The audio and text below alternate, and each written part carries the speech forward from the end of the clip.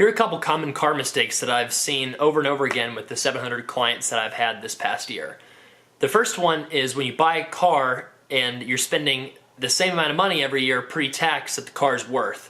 Typical example of this would be a luxury car that's maybe 2 to 4 years old. The value of it is probably 10 to 30,000, yet because the payments were really high when you bought it, the cost of actually owning the car every year is equivalent to roughly the value of the vehicle. Clearly that makes sense. That's a big losing proposition, but I see it over and over and over again.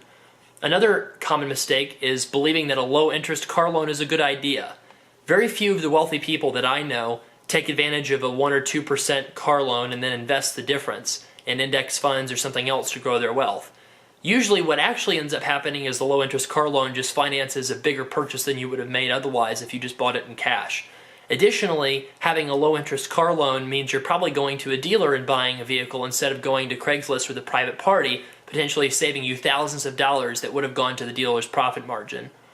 Another common mistake, the third one, is when you replace a dying car with a brand new one instead of a car that might be 5 years old and just as reliable.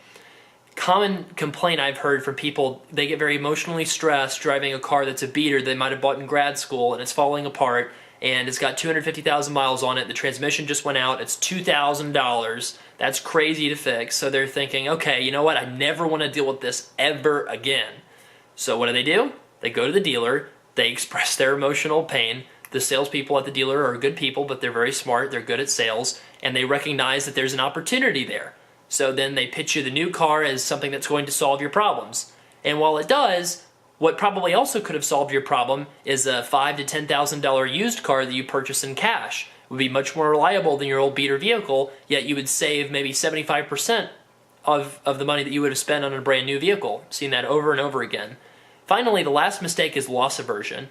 If you have a vehicle that you're underwater on a loan for, say the loan for the car is $20,000, but the car is only worth $17,000, you think, well, there's no possible way I could get rid of the car because I owe more than the car's worth.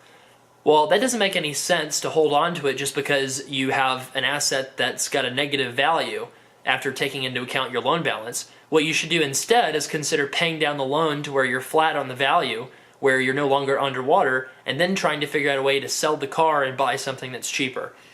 If you avoid spending lots of money on vehicles, you will be much, much wealthier long term. In fact, you might even save 10 years off of your retirement date.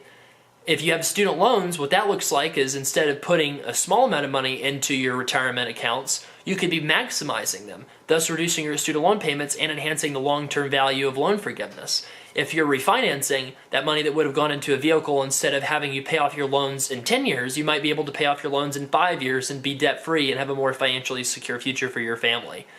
Naturally, I do not think it makes sense to own an expensive vehicle. If you're considering buying a new car, please be careful. Try to look for people that have cars that have not been driven a lot, that are reasonably priced. Newer models can be had for surprising deals if you're paying it in cash.